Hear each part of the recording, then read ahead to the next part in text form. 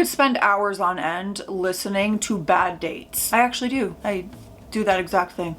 I was told a really disturbing story recently, and it's taken me a little while to be able to put this video together because this sounds serious.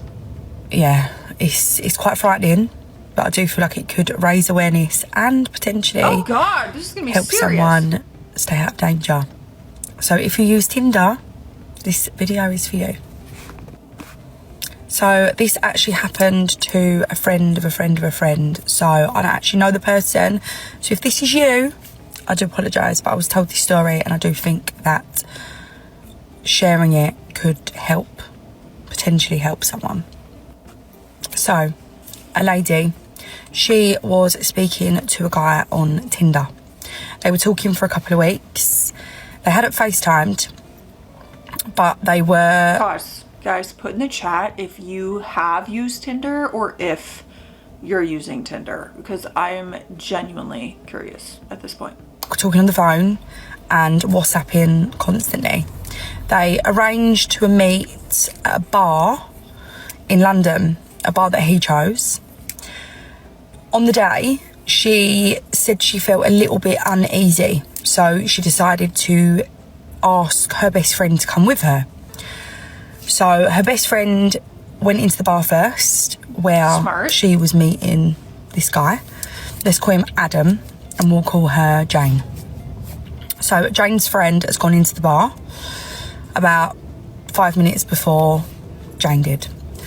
Jane then goes in, going in to meet Adam. So Adam's not there when Jane gets there.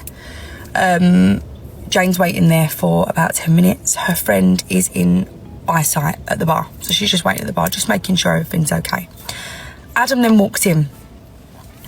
Now she notices straight away that Adam's pictures had definitely been enhanced. He looked different to the pictures what she'd shown. Catfishing! That is the risk you take with online dating, especially in 2024. AI? Yeah, you could just AI a whole ass fake profile, and it's very believable. Now, he had a Essex accent. So he sat down, they've had a little chat, they're talking, they're getting on fine. Jane then says, right, I'm just going to pop to the loo, because they were talking about going to another bar. So she gets up, goes to the toilet. Her friend is watching. As her friend watches, she notices Adam put something in to Jane's drink. She then runs towards the toilet to let Jane know. When she told Jane this, Jane said something does feel off. There's something about this person. It's giving me... It's just not sitting right with me. Something's not sitting right. So Jane's friend then says, fine, let's leave. They leave, walk towards the exit of the bar. As they're leaving, there is a large van outside with 5 men. They're all looking at the girls, looking at them in a strange way, as if they recognise Jane. All of a sudden, Adam comes running out of the bar towards them. Gosh. Jane and her friend start to run towards the main road, and Adam starts to shout at them in a different language. They said they're not sure what language it was, but the men that he was with outside, they looked Eastern European. So they all then were together. Oh my god! And Jane believes that they were trying to kidnap her, or trying to drug her and get her into that van. Now, this story gave me chills. That actually makes me feel so sick to my stomach. And I see these news stories everywhere about kidnapping, about trafficking. They are all over the internet right now. So I'm kind of happy that they shared the story, because bringing someone to the bar, not a terrible idea on a first date. Had her friend not seen that and been there, can you imagine what would have happened? She was your little guardian angel. My friend met a guy on Tinder and went on a few dates with him for about a month. One day, she decided after a date to finally invite him to her house for a drink. During these drinks, she started feeling some weird vibes from him, so when it was time to go to bed, she asked him if he would be okay with sleeping on the couch in the living room. He said yes. For some reason, she decided to lock her bedroom. She's always been a little bit paranoid. And then she went to sleep. In the middle of the night, she heard her door handle move. She woke up and asked him, "Are you okay?" thinking maybe he was looking for the bathroom, and he didn't answer. She got very spooked and called the police. The police arrived, and she warily opened the door and told them he was in the living room. A police officer went into the living room down the hall and came back. He got on his walkie-talkie immediately and told her not to go into the living room. Apparently, there was a bunch of knives in the living room floor and plastic over some of the furniture. Had she not locked the door, she would probably be dead. Always trust your gut Holy instincts. fuck, that's one of the craziest stories we've had in this pod, if it's real. Mental. I don't know how to exist after that story. I don't know how to exist. I have no one to talk to about this but my camera. I need someone here. I need to talk to someone. It's insane. At first I was like, yo, what are you having this stranger over to your house? It's been a month. You've gone, like, I would have invited Matt over after a month, you know? And he was a stranger when I first met him. Oh, that's spooky. Oh my God. Oh my, he was setting up his crime scene. Setting it up to try to get away with it. That's terrifying. I figured I would tell this dating story while my makeup is still on, but y'all, this is the best one. Well, it's tied. If you're an OG follower from my first original page, then you guys will remember this story because I got on live leaving his house. So this is the guy that took me to California Pizza Kitchen and didn't order anything on the first date, right? I wasn't upset because he knows I love butter cakes, so whatever. Also, he was a little musty because he had just come from the gym. I don't understand why he didn't take a shower or change the clothes. Anyway, he had come to my house before, and this was like our second date, so I was like, all right, whatever, it's time to go to his house. So he invited me over to his house one night, and I was doing my blowout, my silk press, and he was rushing me through the silk press, so I was considering not even doing my baby hair. I get there, he don't like the way I parked. I got to repark 3 times, and then finally he goes, let me do it for you. So then we go inside. He's cooking sweet potatoes, by the way. He's like, these are my favorite thing to cook is roasted sweet potatoes. I look at them sweet potatoes, half of them burnt because he didn't chop them up in all sorts of different shapes and sizes. So he didn't learn to cut symmetrically from Gordon Ramsay or his mother, but that's neither here nor there. Also, he had 2 roommates. 2, so that means 3 people in a 2-bedroom house. You 34 years old and you're a structural engineer. Why you got 2 roommates? They had a sheet separating the bedroom. So he have his mattress on the floor with an airplane blanket on a mattress. And then on the other side is his friend's room. Let's go back to the food for a second because he was eating this really large bowl of salad and he had it underneath his arm like a football and was eating it like this. And it was really strong smell of vinaigrette and he kept asking me to kiss him. And I was like, nah, man, I'm not about to kiss you while you're eating a salad. And he was like really forceful about it. And I was like, no, fam. He goes, I want to watch a movie with you. I'm like, okay, but I'm looking around. Ain't no TV. How y'all is 3 people and nobody got a TV? Okay. So he goes, let me go and get my Dell computer. He opened up the Dell computer. This is the part that everybody remembers. What? He has like a million icons all over his home screen and I'm immediately stressed out. I'm like, bro, just close the Dell. He's opening the internet browser and he's like, I think it's a little too late to ask my brother for his Netflix password. So he looks at me like, you gonna give me your Netflix password? I'm looking at him like, oh no, you got me up. So he turns on a free Amazon movie, y'all. It was like a Roman movie and I wasn't feeling it. I'm like, can we at least pay for a movie? He paid $3 for the Taraji P. Henson movie where she can hear men's thoughts. So I'm on the mattress with the airplane blanket on the floor on his side of the room watching this Taraji P. Henson movie with the Dell computer and his phone goes off because it's his bedtime, so he kicks me out. Yo, you got me all kinds of up, and that right there would just simply be enough for me to not date. If I ever become single, you guys, that's it for me. That'll be it. I will be riding solo the rest of my lifetime because you're not putting me out in this scene again. Absolutely not. Absolutely not. I just need me and Hannah Montana and Lila. That's all I need. One time I was talking to this guy on Bumble and he wanted to go on a first date and he wanted to go on a hike. And I know that's like a new thing now that people want to go on a hike and don't want to get a drink, don't want to do that. I was like, okay. Is that a new thing? Because to me that just screams serial killer. I've said it once and I'll say it again. I watch a lot of true crime, but someone asked me to go on a hike on the first date. You just need space to bury my body. My neighbor just walked by and heard me say that, and they probably think I'm psycho. Mind your business. That's fine, but I don't want to go on a hike. I don't want to go in the middle of nowhere in the woods with someone that I don't know. I was like, well, how about a park or something? He's like, no, I want to go on a hike. And I was like, okay, you're going to go on a hike by yourself then. I'm not going into the woods or into the middle of nowhere with someone I don't even know, sir. And he was like, all right, well, we can go for a drive then. I'm like, I don't want to go for a drive. If I didn't want to go on a hike, I don't want to go for a drive. I do not want to be alone with you, sir. That is not what we're going to do on a first date. Hello, people are crazy. So then he was like super pushy about it, and I thought that was weird. And then he was like, well, that's fine. We can go to this park then. I'll pick you up. What's your address? And I was like, absolutely not. I'm not giving you my address. You're a stranger. And he was like, why? I want to be a gentleman. Why won't you let me pick you up? And I was like, you can be a gentleman in a million ways, and you being super pushy right now is not the way to be a gentleman. I am not giving you my address. And he was like super aggressive about it. So then I was like, you know what? I'm going to block you. I'm not going to talk to you anymore. So I blocked him on Bumble. Now, he didn't have my full name. He didn't have my phone number. All of a sudden, I get this Facebook message. And he was like, hey... Sorry, I'm in the CVS parking lot. Someone pulled up next to me.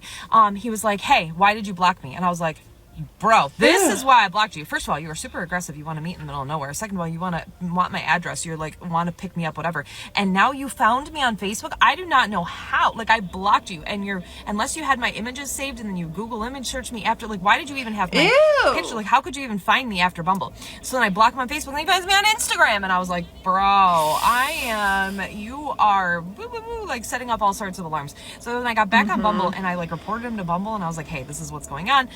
He seems super creepy. He's super pushy about a first date. He wants to meet a first date in the middle of nowhere. He wants to meet in the woods. He wants to go for a drive, whatever. Now he's found me on all of these different forms of social media. So I blocked him. I blocked him here. I blocked him on all forms of social media that I can. And then I didn't hear from him again, but I was like, this is a little sketchy. So I have the guy's like information, and I am always like watching the news to see if maybe he pops up as like a serial killer or something. But I think I might post him on one of those Are We Dating the Same Guys and just be like, hey, alert, alarms, like watch out for this dude because he wants to meet you in the middle of nowhere, wants your address, and then he gets really angry if you don't give it to him. Yeah, okay, that's creepy, and I've actually dealt with a creepy situation. I didn't even make it to a first date with this person, just like her, and he was so pushy. Calling me, pushy, this, and a year later I got a random phone call from him. Yo, I still worry. He's still like a red flag in my head. And I've told Matt about it. I'm like, listen here, if I go missing, jokes aside, this person. So story time. I was married for 7 years. Obviously it didn't work, and I decided to take a 3-year break from dating or seeing anybody just so that I can get my mindset right, so that I can grow, so that I can heal, and also break that soul tie. And I recently decided to get back on the dating scene. And to be honest, I feel like I'm out of it, because it can be real what I'm seeing out there in the dating scene. Like for instance, I went on a date recently with a guy. We went to the movies, and he felt comfortable enough to put his hands on my legs. And I don't mean just rest his hands on my legs. He like put his hands on my legs and try rubbing my legs. And I'm like, listen, I looked at him, I'm like, I don't know you enough for you to feel that carefree to touch on me. Okay, right now you giving boy attitude, and honestly that's not gonna fly with me. So he quickly apologized and took his hands away and was on his P's and Q's for the rest of the movies. Yeah, I don't know about that. And on our way home, this man tried to kiss me goodnight. And this is something I don't do. I would not do on like dating. I don't know you. I don't know where your mouth's been. I don't know who you've been with. So that's like a no-no for me. And I checked him again, but I also told him like, listen, you will never see me again. This date ends here. And he fully looked at me and like, are you serious? Are you that serious? Like, why are you so upset? Like, why are you so mad? I'm like, you know what? I'm not mad. I am just telling you I'm not the type. But I think he's so used to going on dates with women and having, women tolerating the shit that he does, that when I check him on it and when I tell him, listen, this is the last date, he couldn't handle it. He was quick to tell me I'm mad. Why am I so mad? Who hurt me? I'm like, nobody hurt me. But what I would say to you is, I could only imagine the kind of things that you do out there with different people and your body. That's not what I want in a man. I don't want a man that services the community. Oh. Since you want to call me mad, how about I start calling you a boy?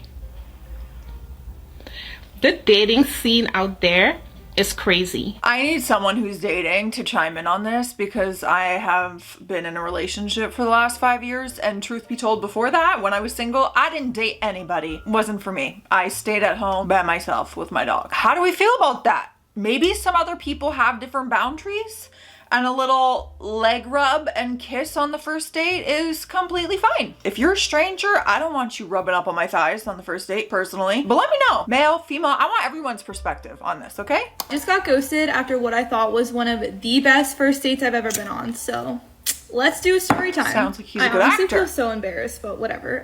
Me and this guy have been talking for a month before we met, which is important to remember. Met on Saturday, and immediately I felt super comfortable around him, no awkward silences, and the conversation just flowed really well. Everything just felt very natural, and at the end of the date, he even started talking about his availability for the next week because he wanted to see me again. When I got home from the date, he texted me and said, "Thanks for coming out, I loved hanging out with you," and again, talked about a second date. Texted like normal a little bit the next day, but then he stopped responding around like 5 p.m. on Sunday, but I didn't think anything of it. Before you know it, it's Monday night. It's been 24 hours and I haven't heard anything, and that's when I knew. I can't even tell you how confused I was because we've been talking every day for a month, and then we met and had such a good first date. He said all of these words of affirmation and then just silence. Wheels in your head just start to turn and you think there's like a million things wrong with you. I think ghosting is the most disrespectful form of rejection, but I believe the universe is always looking out for us. Any man that is that emotionally immature that they can't have a conversation with me is not the man for me. This whole time I've been getting ready for another first date. This guy is, so stay tuned for the update. Oh, okay. All right, girls, getting right back out there. I guess she's not that upset by it. That's confusing because you're sitting there hyping up a second date and I'd like to see you again. It's probably better to just not say that at all. Just say, wow, this was really great. I had a lot of fun tonight.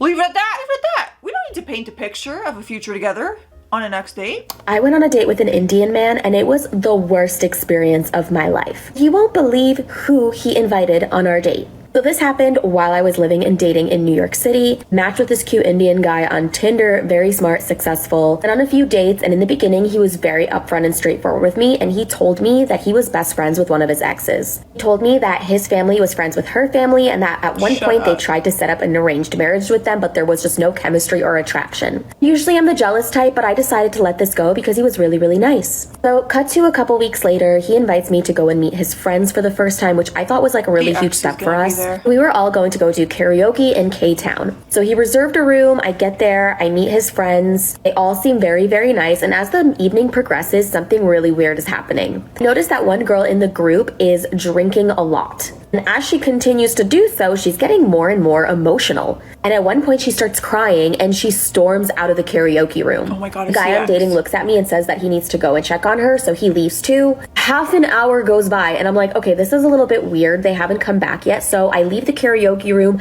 I head down the hallway, and I see that there is an empty karaoke room where both of them are sitting. And she is bawling her eyes out and he has his arm around her and he's consoling her. I pop my head in and I'm like, hey guys, what's up? What's going on? Did anyone pass away? He like shoos me away and says, everything's fine. Like, she's just had a really rough day. I'm trying to help her. So I then leave, and after waiting like another half hour, 45 minutes, I'm like, I'm done with this. So I take my things and I go. I send him a text message saying that that was extremely rude. And then he has the audacity to text me back and tell me that is actually his ex-girlfriend. She was just really upset and caught off guard because she wasn't expecting to meet me that night. So then he tells me he wants to make it up to me by taking me out for dinner, to which I'm like, no thank you, sir. Never went on to speak or hang out again, but I do still follow him on social media. Don't know what his relationship status is, but I do see his ex-girlfriend in a lot of his photos. That experience left such a bad taste in my mouth that I actually stayed away from dating Indian men after that. Let me know what you guys think. Like, is this normal? Did I overreact?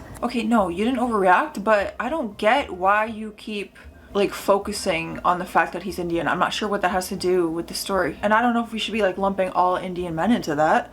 Like that would be the same situation. I get arranged marriages happen in certain cultures, but I don't know, that was so strange. Get ready with me as I tell you one of the most horrendous dating stories. I have to say, I think that if I was single again, yeah, I am married, people don't know that I'd struggle because there are some crazies out there. So, basically, my friend said to me that she wanted to set me up with this guy that she met in a coffee shop. She said he was really good looking, had piercing blue eyes, and was just saying he's a general vibe and that he was single. So I was like, yeah, sure, why not? So the first red flag was that he texted me from like 3 different phones in like a week. I think he like worked abroad or something, but I was like, sure, whatever. Anyways, we arranged to meet in Mayfair Mews at the time. And as soon as I got there, I just got this really weird vibe off him, and he kept looking at the bar staff, and then what he was doing was he telling the bar staff that he wanted like special tables, and he then dragged me across, I don't know, half an hour into the date, into the middle, and sort of tried to snog me after half an hour in front of everyone. I obviously pushed him away. I was like, what the hell's going on?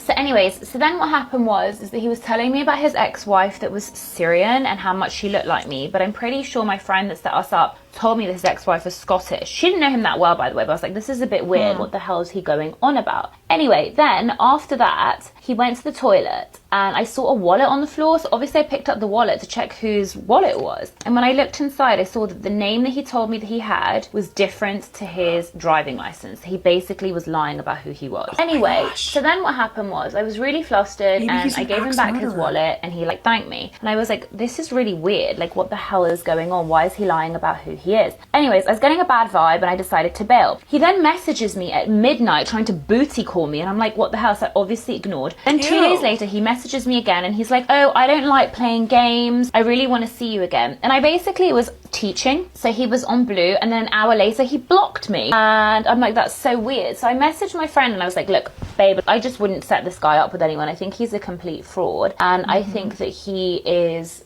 lying, etc. So then he unblocked me and basically left me a message to tell me that he was going to ruin my dental career. He thought that I was really ugly and insecure and that I obviously had all this work done on my face, which I haven't, and that he thinks that I'm a liar and that he's going to get someone to come and ruin my life. And then obviously I couldn't reply because he blocked me straight afterwards. But after that, I was just like, you are a freak. Oh yeah, he was so angry because basically I told my friend what happened and then she was like, what the hell, who are you? So in short, there's lots of freaks out there. My conclusion is, and theory is that he was actually married and he was like doing some kind of double life, because also the changing of the phones and all that kind of thing. But I was like, be careful out there, kids. I was thinking that. Stay tuned, there's more crazy dating stories out there. I mean, my first thought was obviously serial killer, because that's where my mind goes. But second thought, I was like, he's married. He's totally married, has a double life. What you see in documentaries and has a completely double life. If you guys haven't seen that new catfish documentary that came out, I forget what it's called. Wild. Go watch it. Yo. So. Okay. I'm so sorry, guys. I just got so excited, but I am so happy to see a male in one of these videos. All we've heard from is girls talking about bad date with guys, and let's not pretend that girls aren't crazy too, okay? So I'm just really happy to hear from this gentleman right now. Over the course of last week, went on a couple of dates with a young lady. Why is there like funeral music in the background? I won't say young lady. I mean, we're both middle-aged, so it is what it is. She was a very high-ranking administrator at a school, basically a principal, right? And so, you know, the dates went really well. But I noticed that she had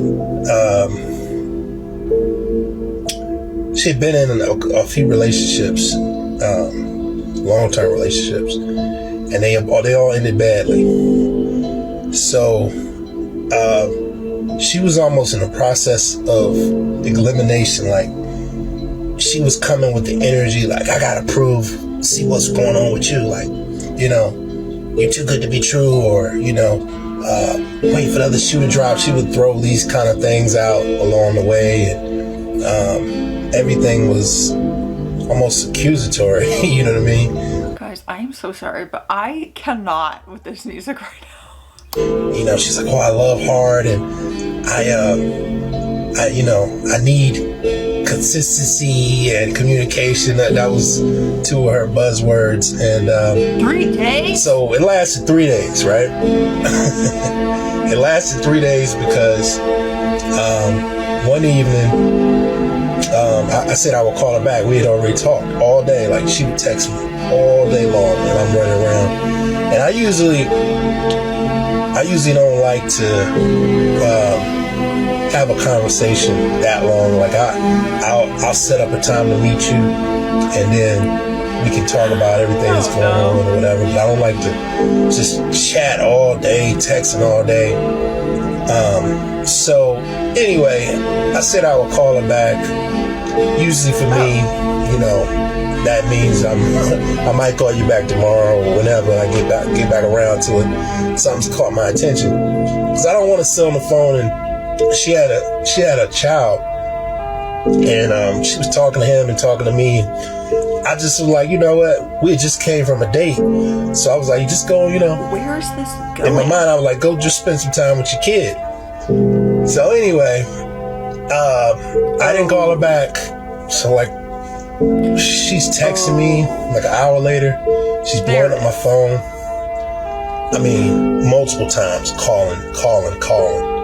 And I'm just like, I'm looking at my phone, and part of me was like, yeah, okay, I should answer and call her back. But then the other part of me was like, no, it's a boundary that I have.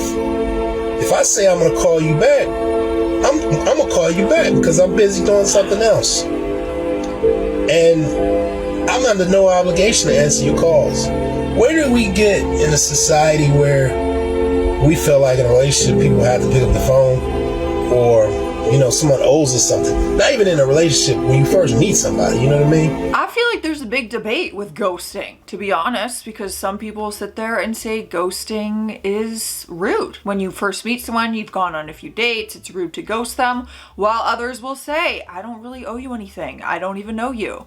Where do we stand on this? Are we team ghosting, or are we team, I don't give a I don't know you? Those are the only teams I could think of. On that note, it looks like there's pee in here, I'm sure, but it's not. It's green tea, just with ice instead of hot. All right, drink your water or whatever you want, honestly. Cheers.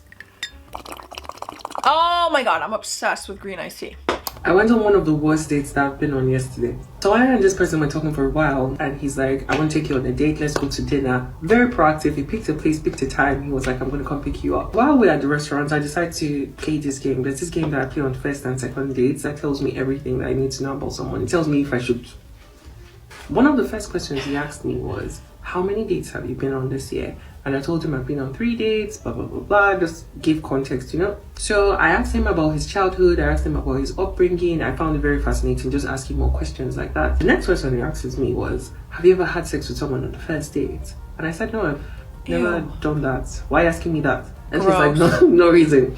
I was like, don't you want to get to know other things about me? Are there other things that you want to know? You can ask anything. And then he says, what's your dream job? If you were in this line of career, what would you be doing? And I was like, oh, okay, this is a very tricky one, because there's something I've always wanted to do. I tend not to share it with people. It's something I hold very close to me. It's, I don't know, can you ask me something else? And then he says, is it OnlyFans? Excuse me, are you stupid?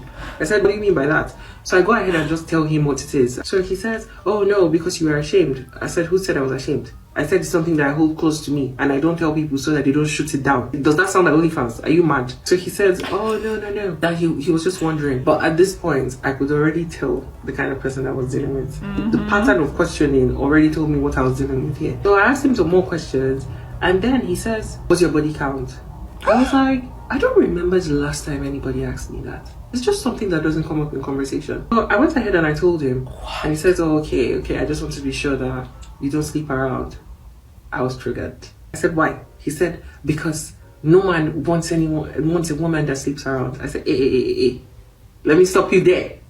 Let me stop you there. The thing is, I personally don't advocate for having a lot of sexual partners. I don't think it does anyone good, male or female. I've never met somebody that is well adjusted that has a lot of sexual partners. That's my opinion anyways. I said, it's okay for that to be a boundary for you. That's perfectly fine. But I don't think you have the right to speak for all people. And you find that is unbearable for you, someone else can bear it. I said, it's not like people don't have these thoughts. They do. Also, why are you talking to me about this on a first date? We're strangers, bro. But people just do a better job at evaluating people than asking stupid questions like this. Then the next question he asks me is, how old is the oldest man that you've gone out on a date with? And I said 55. He pushed his chair back and he was like, what?